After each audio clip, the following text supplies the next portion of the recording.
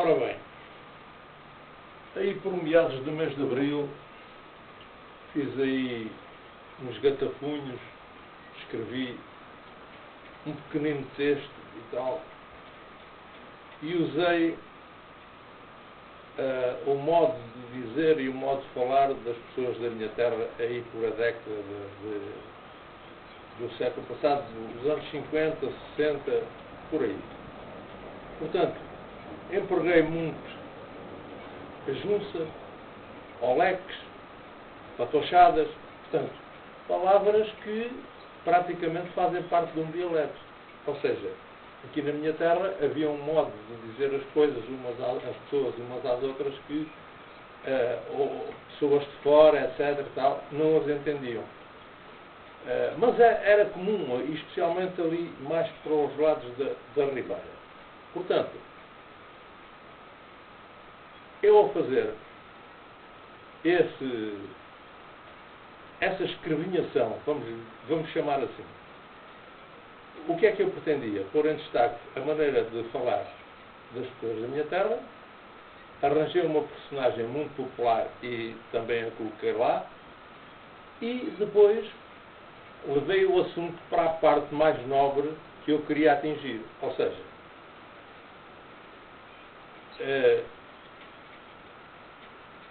era a personagem central desta situação seria o Dr. José Afonso Gomes e a enfermeira Maria Marques.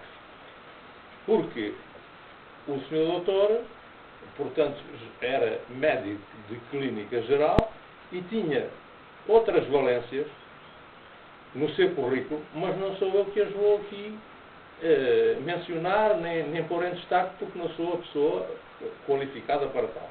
Mas há uma que é evidente e que salta aos nossos olhos, que foi a criação aqui na Terra, digamos, de uma maternidade. O Sr. Dr. Gomes, e com a colaboração da enfermeira Maria Marques, criou aqui uma maternidade. E as pessoas hoje desconhecem isso. Ora, ter no Hospital Ribeira Ramos, que já nos anos 40, 50, 60, já se vinha por aí arrastando e adivinhando que ele tinha um declínio praticamente total, eles arrancaram e criaram uma maternidade. Portanto, é aí que eu quero dar e agradecer ao Dr. José Afonso Gomes o seu trabalho, assim como a enfermeira parteira Maria Marques, que é um trabalho dignificante numa terra como esta, ter uma maternidade, e posso até dizer que o meu filho nasceu na maternidade. E quando ele nasceu, nessa altura não se sabia qual era o sexo das crianças, senão após o nascimento, o Dr. Gomes dirigiu-se à minha mulher e disse: olha, já está cá fora o moço, é um moço, e tem 3 quilos e 600 gramas. E depois disse, e nasceu também uma moça, que era a Rosa, chamava-se Rosa. Nós, em princípio, ainda conseguimos ter algum contacto com a menina, mas depois sabemos que ela é aqui dos lados dos montes, mas não, depois que perdemos o contacto, a menina terá aos 40 e por aí, 40 e tal anos.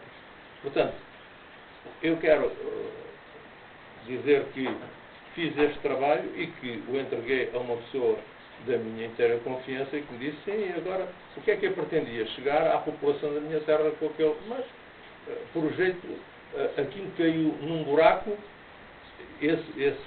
essa escrevinhação caiu num buraco e eu nunca mais tive notícias desde meados de abril até agora. Portanto, não vai chegar, a não ser que eu pegue aí em alguns papéis e diga às pessoas: olha, queres ver isto? E as pessoas podem dar valor ou não. Pronto. Mas o que é que eu venho aqui fazer?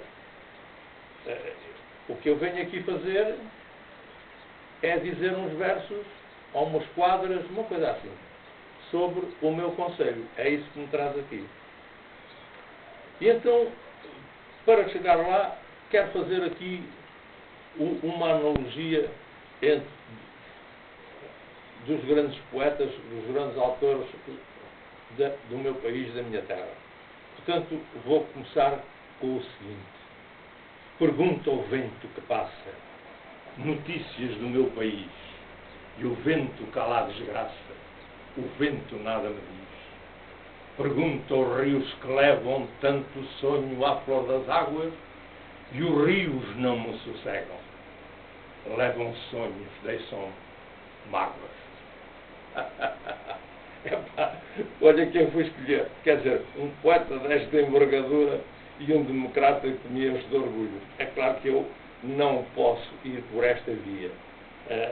Terei que arranjar um atalho, um caminho mais simples, mais modesto, mais de acordo com a personagem que eu sou. E então vamos escolher outro poeta, um poeta popular. O mundo só pode ser melhor do que até aqui quando consigas fazer mais pelos outros do que por ti. António Aleixo. Portanto, passar de um poeta da qualidade que é aquele primeiro que eu mencionei até aqui, para mim é óbvio que eu não tenho a qualidade necessária para poder dizer os versos que vou dizer a seguir e então encontrei um poeta anónimo e vou também experimentar esta via. Lá vem a nau Catrineta que tem muito que contar. Ouvi agora, senhores, uma história de pasmar. Passava mais do ano e dia que iam na volta do mar, já não tinham que comer, já não tinham que manjar. Deitaram sola de molho para outro dia manjar, mas a sola era tão rija que a não puderam tragar. Não posso ir por aqui.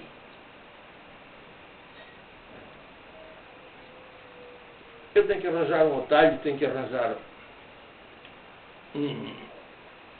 um caminho que me sirva e que esteja mais de acordo com a minha personalidade, que é muito baixa, não tem nada a ver com estas situações.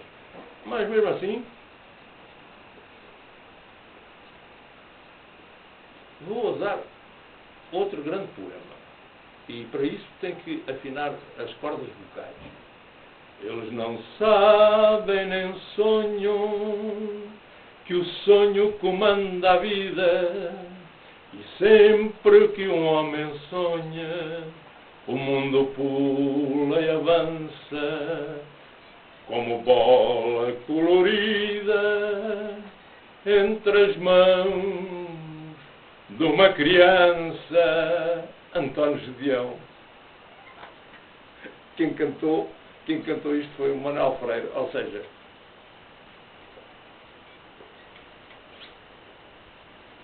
é óbvio que eu não posso, tenho que arranjar um trilho, um caminho para dizer as quadras ou os versos ou qualquer coisa assim. Aliás, eu vou até usar uma expressão porque eu quando era muito jovem, ainda andava na escola, não sei até se a escola fechava ao sábado, mas ao domingo acontecia isto. Eu tinha aqui um tio que morava aqui cerca de mim e que ao domingo dizia-me sempre: olha, vens com o tio, vamos ali, vens com o tio e distrais-te e brincas e tal. E assim era, e eu ia com ele, e o que é que ele fazia? Ele trabalhava ali nos fornos de telha e os fornos de ladrilhos e até um forno de cal que havia ali entre Castro Marim e Vila Real Santo António, ou vice-versa. Ainda lá estão os vestígios. E então eu ia para ali, ele levava-me, eu ia para ali e conversava com os trabalhadores, via como é que eles preparavam aquela situação toda de fazer as telhas, de fazer os ladrilhos, de fazer a cal, etc. e tal. Eu sei essa engrenagem toda, porque como eles amassavam o barro, como o preparavam, como o faziam com a cinza e depois tinham um recipiente onde tinham a greda, passavam os 5 dedos com a greda servia exatamente para dar um ar mais nobre às telhas e aos ladrilhos, e eu via tudo aquilo, e as pessoas falavam comigo, riam-se e tal, diziam brincadeiras, e eu andava atrás dos passarinhos corria, saltava, o que qualquer criança faz. Porém, o que é que acontecia? Havia lá uma pessoa que, não estando lá todo o tempo, porque era ele que abastecia de lenha o forno.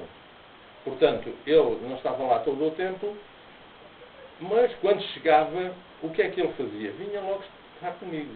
Procurava-me e dizia-me logo: ó Tonico, encontrei o Nico e fui, enfim, por aí afora. E depois trouxe a lenha e vim por um caminho e já não sei onde está o ninho e e dizia-me tudo em verso. Tudo em verso. Tudo em verso. Quem era esse homem? Esse homem era uma pessoa bem disposta, uma pessoa alegre e a comprová-lo era a maneira como ele se dirigia a mim. Era o Aníbal, que é vulgarmente conhecido aqui na terra por Aníbal Espanhol. O Sr. Aníbal tinha sempre uma graça, tinha sempre uma piada para me dizer, mas sempre em verso. Sempre em verso. Portanto, o que é que ele era? Ele era um espontâneo. Portanto, era uma pessoa que fazia qualquer quadro, qualquer verso, repentinamente. Ou seja, um repentista, que é uma coisa completamente... não está ao alcance de qualquer pessoa. Eu admirava-o, estimava-o e tinha um grande apreço por ele. E ainda hoje tenho. Portanto, ele era a pessoa que trazia as carradas de lenha, ou seja, os chaureguaços, as marismas, os tosnos, portanto, todos aqueles arbustos que ele tinha, um colaborador amontante que ia juntando essas cargas e ele depois ia com uma carroça fechada por um moar. Uma carroça aqui é vulgarmente conhecida por um carro de carga. E o moar, portanto, era uma mula ao macho. E ele trazia toda aquela lenha, todos aqueles feixes de lenha, de arbustos que o colaborador dele, que estava amontando, ia juntando e ele depois punha em cima do carro e trazia aquilo com uma altura incomensurável. Mas lá conseguia fazer aquilo com uns cabos, com umas cordas, atava e tal. Algumas carradas chegavam ali um bocado de regangão e tal, mas ele lá conseguia trazer aquilo. Para quê? Aquilo depois era metido naquela enorme caldeira que os fornos comportavam. Tinha uma caldeira, uma coisa incomensurável, e era metida ali a lenha e depois os ladrilhos eram primariamente e as telhas colocadas em cima de uma cobertura que essa dita fornalha tinha e a isso chamava-se um adague.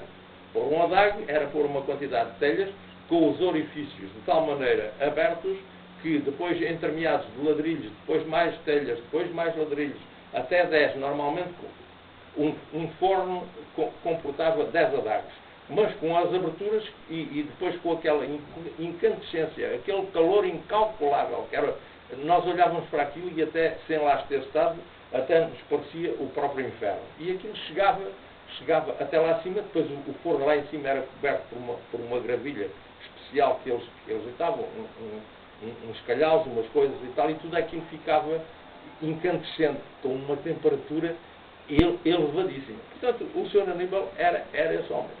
E ele tinha, de facto, sempre qualquer coisa para me dizer. Chegava, procurava-me e dizia: passei por aqui, passei por além, e agora vou no trem, e agora já não vem, e não sei o quê, e era tudo assim. E eu ficava espantado. Mas, portanto, ele é que se dirigia a mim, ele é que falava comigo, e eu ouvia e ria-me. E pronto, e quando não estava o Sr. Aníbal, eu perguntava: tenho o Sr. Aníbal, vem daqui a bocado e tal. E quando ele vinha lá, e eu para o pé dele, e ele sempre com aquela conversa. E um dia enchi-me de coragem, porque eu era assim, um pouco tímido e tal, e enchi-me de coragem e disse: Sr. Aníbal, o senhor é um poeta. O senhor é um poeta. E o homem, depois o Sr. Aníbal olhou para mim, ficou assim um bocadinho sério e disse: não. E depois riu-se e disse: não sou um poeta. Eu não sou um poeta. Eu sou um verseiro. Um verseiro? Não, esse nome não me soa. E ficámos naquela, e ele disse: é um verseiro, e eu fiquei com aquilo na cabeça. Há dias até, ao fazer estas composições, pequenas coisas que eu faço e tal, dirigi-me e disse: Sr. Aníbal, o senhor lembra-se disto, assim? E ele olhou para mim: não me lembro nada disso, não me lembro. Mas ele assim um pouco E eu depois verifiquei e vim a saber que o Sr. Aníbal teve uma situação delicada na área vascular e tal, e certamente varreu todo o arquivo que tinha. Aliás, ele nem propriamente não dava valor àquilo que ele era capaz de fazer. Porque repentista não é um atributo de uma qualquer pessoa. Aliás, eu conheci uma senhora aqui na Junqueira que era também uma coisa fantástica. Ela dizia ali os versos e as quadras a seguir. Portanto, eu vou usar a expressão do Sr. Aníbal pelo respeito e por as lembranças que tenho dele, e vou usar o mesmo termo que ele usou. Versei. E vou dizer assim. Pode ser um prólogo aquilo que vou dizer.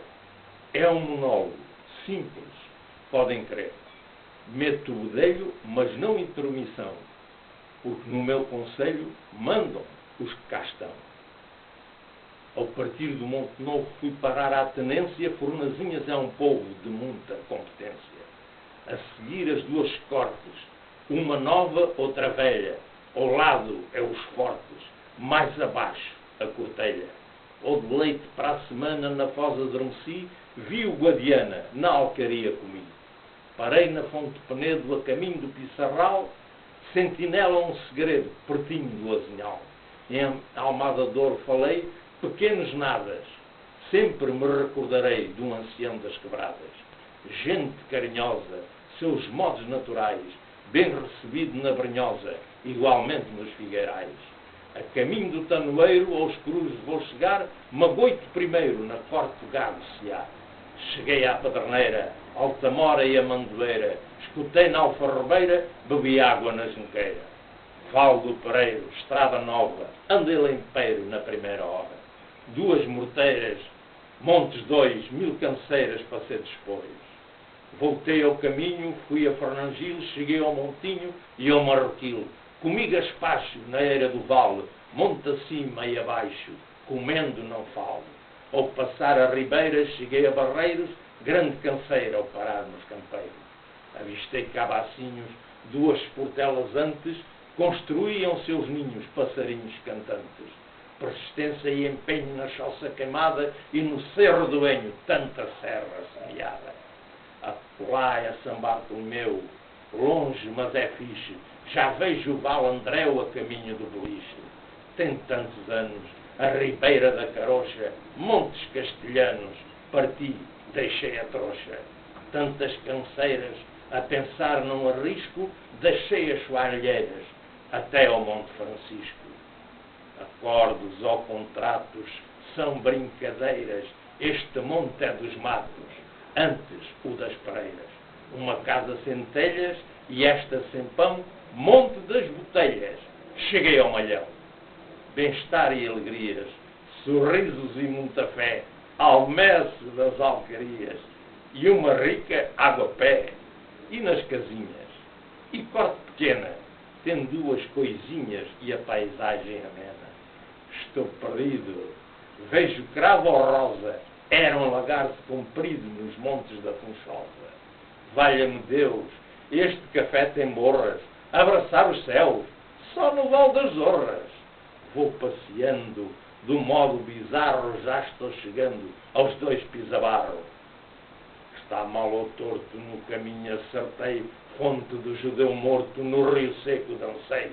2 mais 1, e a vista real, estupeta de atum, quinta do Sobral. Desta maneira cheguei à altura, sentei-me na aroeira, orei e fiz a jura. Pelo bem e contra o mal fui à maravilha, rezei no barrocal e no Val da Velha. Azeda a caminhada sem saber o que faria, muita sede na Bernarda, regalei-a na Alcaria. Que vida a minha, tantos passos andei, na Lagoinha a Praia Verde avistei. Logo ali me decidi, olhei o Atlântico, arregacei-me e fugi, que sítio romântico. Muito aprendi na caminhada que dei, naquilo que vi e até no que sonhei. Arbustos, rosmaninhos, mel, leite, figuinhos, laranjas e azevinhos, alecrim aos molhinhos, trigo, cevada e ancinhos, cavalos e burrinhos, camponeses velhinhos, alguns pobrezinhos. Tanta gente olhou, grande era o rebanho, a estrada atravessou, ocupando o seu tamanho. Avisaram-me a minha tia, clamando minha atenção, vê a cabra algarvia, não há comparação. Tinha toda a razão, admirei e embasbaquei, aprendi a lição, agora refletirei. Mesmo aqui ao lado, Vila Real aquela, seu espaço empedrado, de céu azul e água tão bela, paisagem deslumbrante, da cerca a vista-se o baluarte. Este nome não é brilhante, da morgada, sim, em qualquer parte. Encostei o bordão, como estava previsto, nasci neste chão, da ordem de Cristo. Baixos de então, Castro Maria agora, muita tradição. A vila tem história.